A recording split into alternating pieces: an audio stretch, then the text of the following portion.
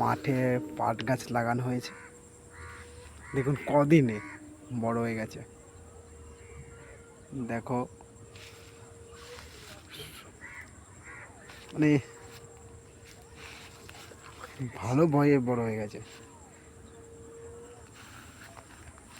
দেখুন 1 মাসের গাছ বড় হয়ে গেছে কিরকম। এই যে সব পাট আর পাট আর পাট।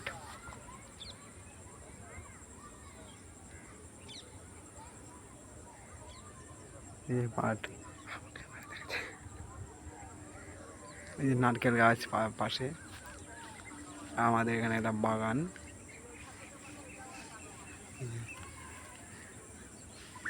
নারকেল গাছ আছে, খেজুর গাছ আছে। এই যে খেজুর গাছ, নারকেল গাছ।